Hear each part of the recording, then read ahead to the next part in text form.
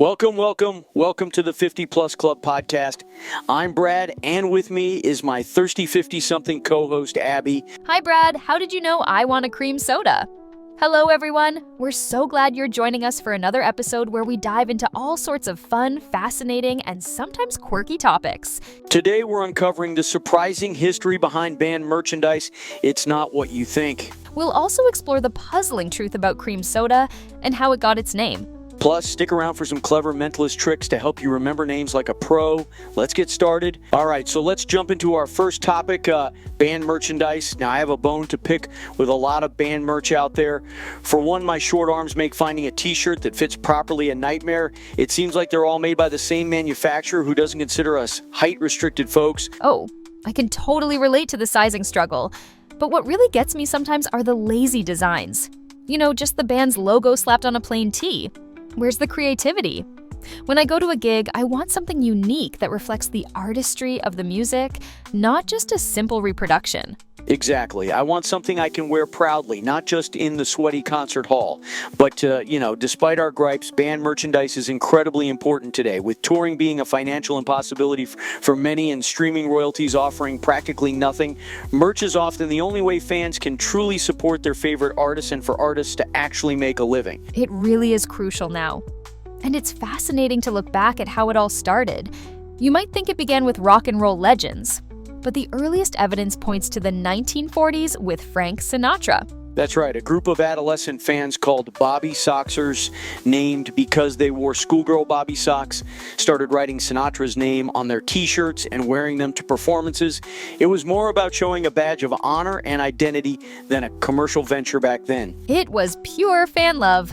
But monetizing that idea was left to more business-minded individuals, like Elvis Presley's notoriously shrewd manager, Colonel Tom Parker.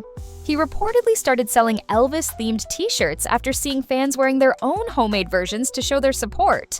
It really kicked off the commercial side of things.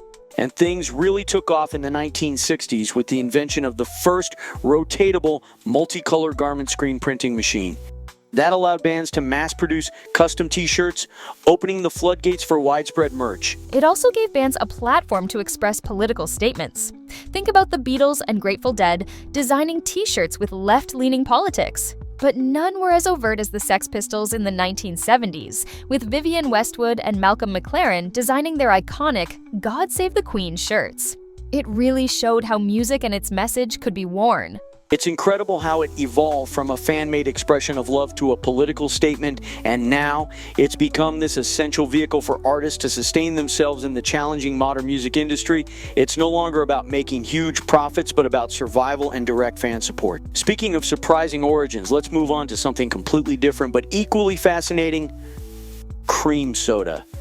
Now, like many people, I always assumed cream soda had, well, cream in it. You're not alone, Brad. It's one of those drinks with a totally misleading name, much like Welsh Rabbit, which doesn't have any rabbits, or Long Island iced tea, which typically contains no actual tea. The truth is, cream soda has zero actual cream. Mind-blowing, right? So if it doesn't have cream, how did it get its name? I was digging into this, and it turns out the earliest recipes, going all the way back to 1852, don't mention cream at all. They usually call for carbonated water, sweeteners, and some form of vanilla flavoring. That's where the cream part gets interesting. One theory is that the name might come from cream of tartar, which was a common ingredient in early recipes. It's an acidic powder often used in baking. But there's another, more intriguing possibility. And that's all about the vanilla. Vanilla, which became widely available after synthetic vanillin was invented in the 1930s, is a staple in most cream soda brands. And this is where our brains play a trick on us. Exactly. That distinctly smooth and sweet finish that cream soda has, no matter if it's raspberry flavored or bubblegum pink, is heavily influenced by vanilla. Our brains and taste buds strongly associate the flavor of vanilla with creaminess. It's a sensory shortcut. There was even a study where adding a little vanilla to low-fat milk made participants perceive it as having a much higher cream content. So, cream soda taps into that same physiological response. It's not the ingredients themselves that are creamy, it's our perception, thanks to vanilla. It's amazing how our senses work together to create that experience. So next time you're sipping on a golden brown or bubblegum pink cream soda, remember, It's all about that vanilla tricking your brain into thinking it's creamy. Okay, Abby, from tricky beverages to tricky brains.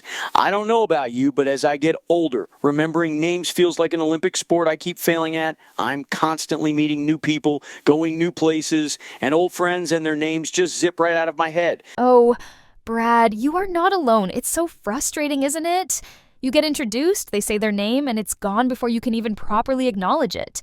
But luckily, there are some clever tricks out there, and we found one from a unique expert, Darren Brown, the famous mentalist. A mentalist, you say? That makes sense. They're masters of the mind, so they must have some serious memory hacks. What's his secret to never forgetting a name? His big party trick, as he calls it, is all about engaging your visual memory. It's much stronger and easier to access than just auditory memory. So what you do is create a link between the person's name and something about their appearance, their face, their hair, what they're wearing. Oh, I like this. So if someone is called Mike and they have big black hair, you could imagine that hair as a huge microphone. Or if they have a stripy t-shirt, you imagine the microphone with those stripes going around it. It makes the name visual. Exactly.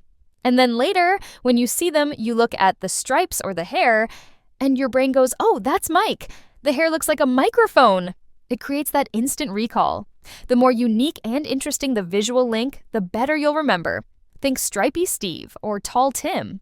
It's almost like Michael Scott's mnemonic devices from The Office, though hopefully a bit less convoluted than baldy. Your head is bald. It is hairless. It is shiny. It is reflective, like a mirror. M. Your name is Mark. But hey, he never forgot a name, so he was onto something. He totally was. Now, there is one crucial catch with this technique. You actually have to listen when someone tells you their name. Brown says that often, in moments of social anxiety, we don't even truly hear the name in the first place. So, focus is key. That's so true. We're often more worried about what we're going to say next, but remembering and using someone's name has huge benefits. It conveys respect, friendliness, and just makes people feel good. It feels like you actually mattered when you met them. Just don't overdo it, or you can come across as a bit disingenuous, or even salesy, repeating their name every other sentence. A good rule of thumb is to use their name immediately after learning it, like, nice to meet you, Jim, and then again when you say goodbye. All the memory work should happen in your head. And it's not the only trick out there. Some people swear by simply repeating the name immediately after hearing it. Or if you're like me and completely blank, a great trick is to introduce them to someone you already know. Like, hey, this is my wife, Sarah, and then they'll almost always introduce themselves with their own name, giving you a second chance. Yes, that's a classic. Ultimately, it really comes down to being intentional about remembering. Whatever mental gymnastics you choose, the fact that you're focusing on their name right after they say it is what makes these tricks work. And hey, it's totally okay to just admit you forgot and ask again. I'm sorry. Can you remind me your name? Is a perfectly human and acceptable thing to do. Absolutely. It's about making that effort. Thanks, Abby. I'm definitely going to be picturing microphones and stripes at my next business event. And thank you, Brad, for another truly fun and informative chat.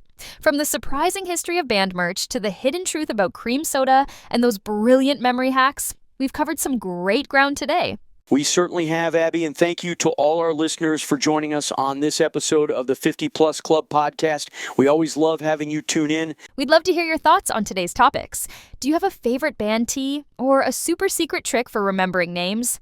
Let us know. You can email us at 50plusclubpodcast@gmail.com. That's all for this time, but we'll be back soon with more fascinating facts, fun discussions, and perhaps a few more life hacks for the 50-plus crowd.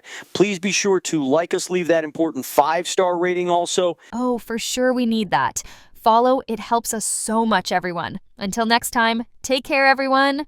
And we'll catch you next time on the 50 Plus Club podcast.